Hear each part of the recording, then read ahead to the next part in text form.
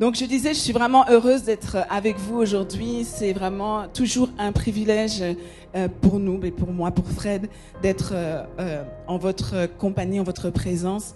La communauté, c'est pas quelque chose qu'il faut prendre pour acquis.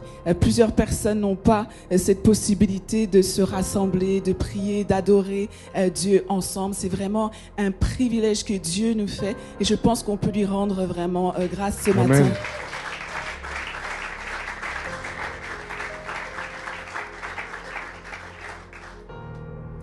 Alors aujourd'hui, on va voir comment entrer dans le plan de Dieu pour nos vies. Alors ça, c'est un sujet qui nous touche particulièrement ici à la Liberté, parce que c'est vraiment quelque chose qui brûle sur nos cœurs. Voir des hommes, des femmes marcher dans le plan de Dieu pour leur vie. On est passionné par former des disciples de Jésus-Christ qui marchent pleinement, pas un peu, mais pleinement dans les plans de Dieu. Cette passion, elle est devenue notre mission. N'est-ce pas, Fred? Oui, d'ailleurs, en parlant de la mission, qui peut m'aider à citer la mission de l'Église? La Liberté Live existe pour que, il y a 4 étapes. C'est quoi la première? Connaître Jésus. Wow. Ah, ça c'est bon? On est d'accord là-dessus. C'est le point de départ, c'est le plus important. Ensuite, deuxième étape, c'est quoi? Vivre libre. Waouh, il y en a de plus en plus qui connaissent, ça m'encourage. Troisième étape, c'est quoi? Ah, là, on n'est pas tous d'accord, là. C'est quoi la troisième étape? Découvrir qui on est, découvrir qui je suis, tu le prends pour toi. Et ensuite, la quatrième étape, marcher dans ma destinée. Exactement, Wow. bravo, tu peux t'applaudir. Magnifique. Donc la semaine passée, Pasteur Frédéric a parlé des miracles. Sache que entrer dans les plans de Dieu pour ta vie, c'est un grand miracle. On avait défini le miracle comme quelque chose, en fait, c'est quand l'impossible devient possible. Et entrer dans les plans de Dieu pour ta vie, je disais que c'est un grand miracle parce que c'est quelque chose qui est tellement, tellement combattu. Ça demande tellement de persévérance, de sueur, de larmes. Et humainement, c'est quelque chose qui est impossible. Il y a tellement d'obstacles qui vont se placer devant toi sur ce chemin que Dieu a tracé pour toi. Tellement d'épreuves que l'on va avoir, de découragement, de tentations même en tout genre. La tentation d'arrêter, la tentation de te détourner de ce droit chemin, tellement c'est difficile. Et parfois même la tentation de tout arrêter, de mettre fin à tes jours. Alors peut-être que tu es ici aujourd'hui et tu sais, en fait, tu comprends toi que ta vie est un grand miracle. Parce que peut-être tu n'aurais pas dû être ici si ce n'était pas Dieu, si ce n'était pas grâce à Dieu. Est-ce qu'on peut rendre grâce à Dieu ce matin pour ça?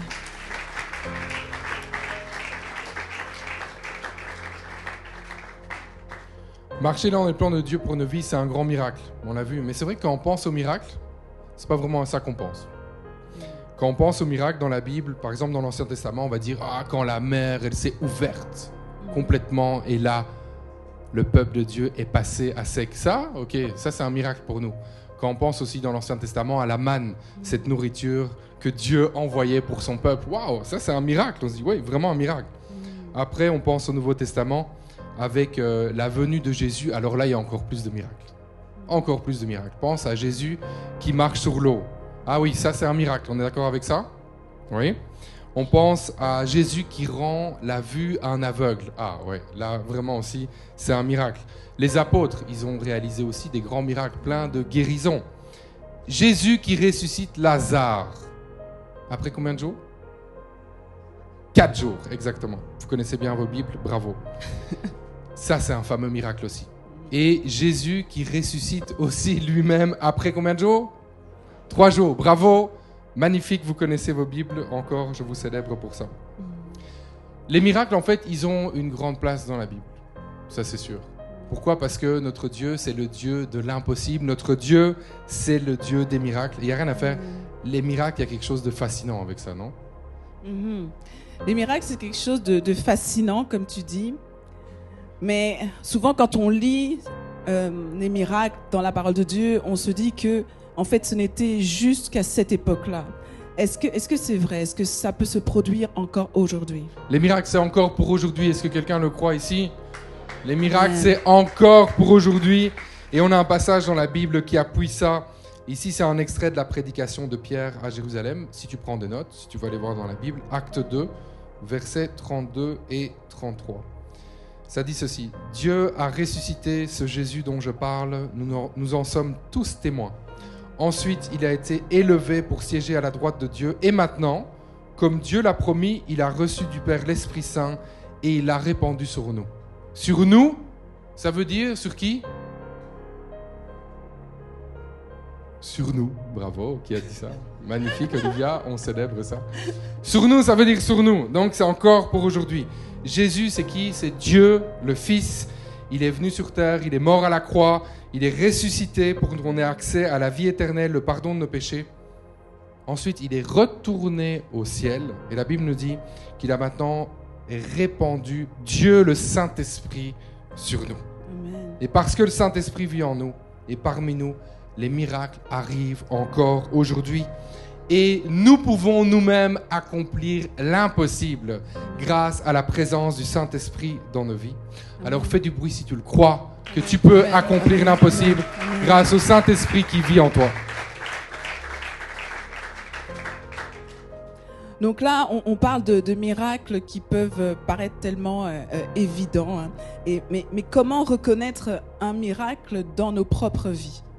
Bon, on a vu tout à l'heure que le miracle, c'est quoi? C'est quand l'impossible devient possible. Maintenant, comment ça peut se manifester dans nos vies? Ça peut être, par exemple, il y a une relation qui est désespérée. Une relation désespérée. Il n'y a aucune issue. Naturellement, c'est fini. C'est impossible qu'il se passe quelque chose. Mais justement, c'est quand les choses sont impossibles que Dieu peut intervenir. Il peut faire un miracle et restaurer cette relation. Peut-être qu'en ce moment, tu as en tête quelqu'un. Peut-être c'est quelqu'un de la famille, peut-être c'est quelqu'un qui est loin de Dieu, quelqu'un peut-être qui te combat parce que toi, tu viens à l'église, parce que toi, tu places ta foi en Jésus-Christ. Le Saint-Esprit peut faire un miracle. Cette personne peut se tourner vers Dieu. Ça, c'est le miracle. C'est aussi peut-être une situation financière qui est désespérée. Tu vois la situation, tu dis concrètement, il n'y a pas d'issue. Je ne sais pas, c'est fini là. Financièrement, c'est la banqueroute. Je ne sais pas quoi faire. Mais à ce moment-là, le Saint-Esprit peut faire quelque chose et un miracle financier peut prendre place. C'est aussi par rapport à la protection que le Saint-Esprit t'accorde. Tu le sais même pas. Tu le sais même pas. Il y a plein de fois où tu le sais même pas. Tu le vois même pas. Mais peut-être qu'alors que tu allais prendre la route et avoir un accident qui allait te conduire à la mort, le miracle survient. Et le Saint-Esprit te protège. Ça peut aussi être une porte que Dieu ouvre. Il n'y avait pas de porte, il n'y avait rien. Dieu crée une porte. Tu étais dans le désert, il n'y avait aucun chemin. Dieu crée un chemin. C'est ça aussi le miracle. Le miracle, c'est aussi sortir d'une addiction. Hein. Tu étais pris quelque part avec une addiction et Dieu permet que tu sois délivré de cette addiction-là. Et parfois, on ne le voit pas comme un miracle, mais c'est un miracle. Passer de la mort à la vie est un miracle. Passer d'un déchet aux yeux des hommes à quelqu'un que l'on considère, que l'on consulte, c'est un miracle que Dieu peut faire dans ta vie. Amen. Le miracle, c'est quoi? C'est le naturel de Dieu. Alors, ne te dis pas que c'est quelque chose qui est impossible, parce que justement, si c'est impossible, la bonne nouvelle, c'est que c'est la spécialité de Dieu, l'impossible. Alors, j'aimerais que tu puisses activer ta foi aujourd'hui, de dire, ok, ben moi aussi, aujourd'hui, je peux recevoir un miracle. Est-ce que quelqu'un active sa foi en ce moment et dit, je peux recevoir aujourd'hui un miracle de Dieu? Quand on parle de miracle, ben c'est sûr que la première pensée qu'on a en tête, c'est des guérisons instantanées, quoi, la chose qui se passe de manière instantanée. On pense souvent à ça et on va moins penser au fait qu'entrer dans les plans de Dieu est un miracle, en fait, tout simplement. Et justement, quand on pense aux guérisons instantanées, c'est des choses, on a dit, oui, c'est réel, oui, ça se passe, et en même temps, ça fascine. On dit, il y a quelque chose de fascinant avec ça. Mais Nadine, est-ce qu'il n'y aurait pas un danger à courir tout le temps et uniquement après les miracles, les signes, les prodiges, les prophéties. C'est ça vraiment le truc, on dit, ok, ça c'est le focus dans ma vie, il faut que j'ai ça. Mais en fait, le miracle, on a dit que c'est le naturel de Dieu. Donc ça devrait devenir notre naturel, sans pour autant que l'on soit obsédé par ça. Donc le danger, lorsque l'on est obsédé par ce miracle qui va arriver à un moment, c'est de mettre notre cœur à la mauvaise place, en fait. C'est de placer notre attention pas sur Dieu lui-même, mais sur le miracle. Le danger, c'est de ne pas plaire à Dieu. Le danger, c'est de ne pas entrer même dans les plans de Dieu pour nos vies. Et le pire, c'est de ne même pas être sauvé. Parfois, on va poursuivre des miracles, on veut la manifestation de la puissance, mais alors qu'on n'a même pas expérimenté le plus grand miracle, appartenir à Christ. Amen. Et être sauvé. Oui. Donc on va lire ensemble un texte, et je peux te demander, s'il te plaît, Frédéric, de le lire pour bien comprendre en fait ce dont on vient de parler. Donc c'est dans Matthieu 7, versets 21 à 23. Voici ce que nous dit Jésus. Au jour du jugement, nombreux sont ceux qui me diront « Seigneur, Seigneur, nous avons prophétisé en ton nom. Nous avons chassé des démons en ton nom. Nous avons fait beaucoup de miracles en ton nom. » Pour entrer dans le royaume des cieux, dit Jésus, il ne suffit pas de me dire « Seigneur, Seigneur ». Il faut accomplir la volonté de mon Père céleste. Je leur déclarai alors, je ne vous ai jamais connus. Allez-vous-en, vous qui pratiquez le mal. Ce sont des paroles très très très fortes de la part de Jésus. Et ce que Jésus veut nous enseigner ici, c'est que les miracles ne doivent jamais, jamais, jamais être notre focus. On ne doit jamais adorer le miraculeux. Jamais. Sinon, ça devient une idole, une obsession. Et une idole, c'est pas bon. Une idole, ça prend la place de Dieu. Ne vénère pas les miracles. N'adore pas les miracles. Place toute ton adoration vers Dieu. Amen. Il est le seul qui mérite ton adoration. Et ce qu'on doit faire sur cette terre, c'est pas poursuivre les miracles. C'est poursuivre Dieu. Amen. Et poursuivre sa volonté. Donc intéressant quand tu parles de sa volonté. Je pense que c'est une question qui revient très fréquemment dans notre marche chrétienne. Les gens veulent savoir quelle est la volonté de Dieu pour ma vie. Alors, quelle est la volonté de Dieu en fait pour ma vie? Parfois on complique un peu ça, mais c'est super facile. En fait, c'est très simple. La volonté de Dieu pour ma vie, la volonté de Dieu pour ta vie, c'est que tu entres dans les plans qu'il a prévus pour ta vie. Voilà. Amen. C'est aussi simple que ça. Et ça commence par le fait d'être sauvé. Ça commence par une rencontre réelle avec Jésus-Christ. Jean 3,16, on connaît tous. « Car Dieu a tant aimé le monde qu'il a donné son Fils unique, afin que quiconque croit en lui ne périsse point, mais qu'il ait la vie éternelle. » Amen. Dis Amen, fais du bruit, fais quelque chose. Si toi tu dis, moi, je veux vivre ça. Amen. Moi, Amen. je veux entrer dans les plans de Dieu pour ma vie. Donc, on retient ce qui est primordial. Ce qui est primordial, c'est avoir une relation authentique avec Jésus. Et une fois que tu as cette relation avec lui, tu dis, ok, moi, une chose que je veux entrer dans tous les plans que Dieu a pour ma vie. Amen. Donc, mais comment faire? C'est la question. Comment faire pour entrer dans le plan de Dieu pour ma vie?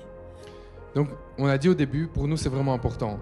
Pour nous, ça serait un échec total si, semaine après semaine, mois après mois, année après année, l'église se remplit, on implante 1, 5, 10, 100 églises, mais qu'il n'y a pas d'impact dans ta vie. Qu'il n'y a rien qui se passe en fait concrètement. Tu viens semaine après semaine et puis quoi? Tu peux dire, hey, ça fait 5 ans, 10 ans que je suis à la Liberté Live, et puis il y a quelqu'un qui t'interviewe, qui dit qu'est-ce qui a changé dans ta vie? Et tu dis, bah en fait rien. Rien. Eh bien ça serait le pire échec pour nous. C'est pour ça qu'on a articulé la mission de l'Église autour de ces 4 piliers. On a dit le premier, c'est connaître Jésus. Ça, c'est le point de départ, on l'a vu. Mais ensuite, on a vu qu'il y avait autre chose. Ça ne s'arrête pas là. Et c'est ça le grand piège. Et je vous dis, il y a beaucoup de chrétiens qui tombent dans ce piège-là. Connaître Jésus, un jour, en 1985, la personne va dire, moi, j'avais accepté Jésus. Et qu'est-ce qui s'est passé depuis ? Rien, parce que c'est bon, c'est réglé, non ? J'ai accepté Jésus. Non. Ça, c'est la première étape. Ensuite, la deuxième étape, on a dit, c'est quoi ? Vivre libre. Nous avons droit, et ça c'est général, c'est pour tout le monde, on a droit à expérimenter la liberté en Jésus-Christ. Les chaînes tombent quand tu es en Jésus-Christ. Les addictions que tu connaissais, les luttes que tu avais, tu as maintenant la capacité de les surmonter. Amen. Et il y a des addictions, des luttes, ça tombe comme ça quand tu acceptes Jésus. Il y en a d'autres, c'est plus dur. Et peut-être que toi en ce moment, tu as déjà accepté Jésus et tu es encore en train de lutter. Viens nous voir après. On va parler avec toi, on va prier avec toi, on va te donner des clés pour que tu puisses vivre libre. Mais ça ne s'arrête pas là. Une fois que tu vis libre, imagine, tu as Jésus, tu vis libre. Ouais, super, mais et quoi après ? Après, c'est la troisième étape. Tu dois pouvoir découvrir qui tu es. Parce que toi, tu as reçu des dons que ton voisin ou ta voisine n'a pas reçus. Mais tu dois les identifier. La promesse d'être libre, l'étape 2, c'est pour tout le monde. Mais les dons que tu as reçus, ils sont juste à toi. Ils sont juste pour toi. Donc tu dois connaître ça. Tu dois savoir ce que Dieu t'a donné. Quels sont ces dons et ces talents que tu as reçus. On veut t'aider ici à pouvoir découvrir ça. Mais encore là, si tu connais Jésus, que tu dis « Ouais, je suis libre et je sais tous les dons et talents que Dieu a placés en moi » et que tu t'arrêtes là, l'impact, zéro. Il ne va rien se passer. Et c'est pour ça que tout ça nous mène à la 4e étape qui est de marcher dans ta destinée. Marcher dans ta destinée, autrement dit, c'est d'entrer dans les plans de Dieu pour ta vie. Et c'est à ce moment-là que tu peux vivre une vie d'impact. C'est à ce moment-là que les gens vont regarder à toi et vont dire « Cette personne-là, ouf, incroyable. » C'est vrai, ça sera incroyable. Parce qu'en fait, ça sera le miraculeux de Dieu qui va se manifester au travers de ta vie. Alors retiens bien ceci. Ce que Dieu veut pour toi, c'est que tu puisses connaître Jésus, oui. Il veut ensuite que tu puisses vivre libre, découvrir qui tu es et marcher dans ta destinée. Et crois-moi, un grand miracle que tu peux vivre, c'est de connaître Jésus, vivre libre, découvrir qui tu es et marcher dans ta destinée. Le plus grand miracle, écoute-moi bien, le plus grand miracle, c'est pas de guérir quelqu'un qui était en phase terminale d'une maladie et puis elle est guérie comme ça. C'est pas ça le plus grand miracle. Le plus grand miracle, c'est pas un ange qui vient et qui te visite, c'est pas ça. Le plus grand miracle, c'est même pas de ressusciter un mort. C'est même pas ça le plus grand miracle. Le plus grand miracle, c'est un homme ou une femme qui était perdu et qui est retrouvé par Dieu. Étape 1. Ensuite, qui vit libre. Étape 2. Ensuite, qui découvre qui il est. Et ensuite, qui marche dans sa destinée avec assurance. Et c'est ça que Dieu veut pour ta vie. Et c'est ça que tu dois vouloir aussi pour ta vie. Tu es né pour impacter ce monde. Tu es né pour laisser une trace dans ce monde. Et les dons que Dieu t'a donnés, oui, tu vas être béni. Mais tu vas bénir une multitude de gens avec ça. Et l'ennemi le sait, il va tout faire pour que tu n'entres pas dans les plans de Dieu. Il va tout faire pour que tu ne marches pas dans ta destinée. Mais aujourd'hui, je veux déclarer sur ta vie avec foi que tu vas marcher dans ta destinée, que tu vas rentrer dans tous les plans que Dieu a pour ta vie. Acclame le Seigneur, fais du bruit si tu le crois maintenant.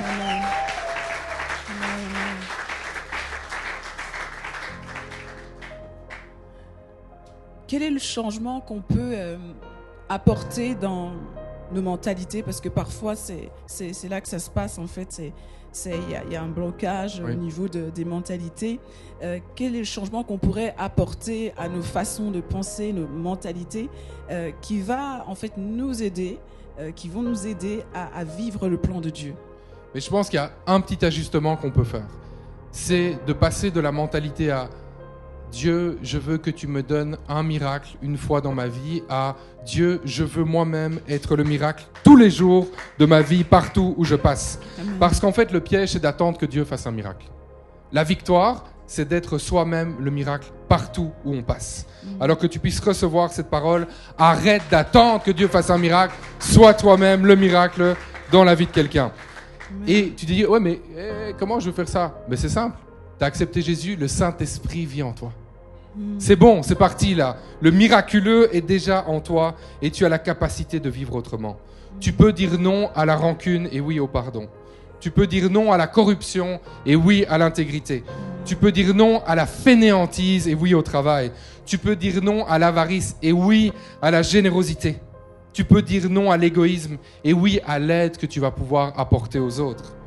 Et tu peux dire non à Satan et à tous ses plans. Et oui à Dieu et aux plans qu'il a pour ta vie. Amen, amen, amen, amen. Est-ce qu'il y a une étape importante dans notre marche justement avec Dieu dont tu aimerais nous parler? En fait, une étape importante qui nous permet justement de réaliser les plans de Dieu pour nos vies. Il y a une étape qui est super importante, c'est l'étape du baptême. Et c'est souvent mal compris.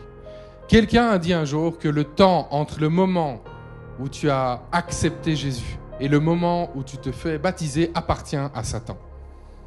C'est-à-dire que c'est un temps où il va venir jouer dans tes pensées pour pas que tu te fasses baptiser, pour que tu fasses pas ce pas-là, que tu dis ah oui mais c'est bon, c'est suffisant, j'ai accepté Jésus, bon pas d'autres pas à faire. Laisse-moi te dire ceci, le baptême c'est super super important. Le baptême d'ailleurs c'est pas pour les gens qui sont parfaits. Le baptême c'est pour les gens qui sont imparfaits et qui décident de suivre Jésus. Le baptême c'est très fort. C'est une déclaration publique de ton appartenance à Jésus-Christ. Jésus nous dit dans Marc 16:16, « Celui qui croira et sera baptisé sera sauvé, mais celui qui ne croira pas sera condamné. » Dimanche prochain, on va avoir des baptêmes ici. On peut célébrer ça ensemble, on va se réjouir.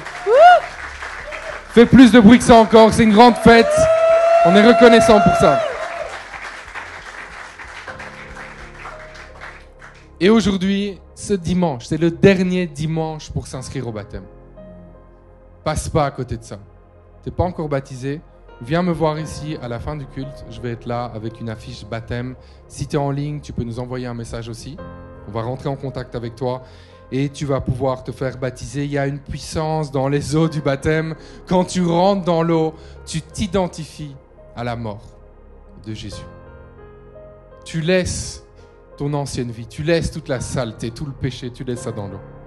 Et quand tu sors de l'eau, tu t'identifies à la victoire et à la résurrection de Jésus-Christ. Tu sors de l'eau, tu es une nouvelle personne. Une personne capable et revêtue de la puissance de Dieu pour pouvoir marcher dans tous les plans que Dieu a pour ta vie. Amen. Alors, est-ce qu'on souhaiterait faire un appel au salut? Je vais te laisser faire pour ça. On peut fermer les yeux ensemble. Je pense qu'aujourd'hui, on a compris que sans Jésus, on ne peut rien faire. Sans Jésus, on se laisse aller à nos passions, à nos pulsions. Sans Jésus, on est les marionnettes de Satan. Sans Jésus, on ne peut pas résister au péché. Sans Jésus, on est juste perdu maintenant et pour l'éternité. Alors, je veux donner l'opportunité à quelqu'un qui est ici ou qui nous suit en ligne de juste donner sa vie à Jésus-Christ, de recevoir le pardon de tes péchés et la vie éternelle.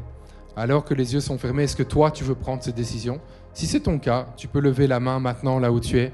Tu dis, moi, ok, c'est aujourd'hui. Je veux donner ma vie à Jésus-Christ. Je décide de l'accepter. Si c'est ton cas, tu peux lever la main maintenant où tu es. Et si tu nous suis en ligne, tu peux tout simplement écrire Jésus dans un commentaire. Seigneur Jésus, je te remercie pour la personne qui est ici. La personne qui nous suit en ligne également, qui décide de t'accepter. Je prie pour toutes ces personnes, Seigneur, qu'elles puissent en ce moment même abandonner leur vie entre tes mains. Qu'elles puissent te dire, Seigneur, je te demande pardon pour toutes mes fautes, pour tous mes péchés. Aujourd'hui, c'est le jour où je te reçois, comme mon Seigneur, comme mon Sauveur.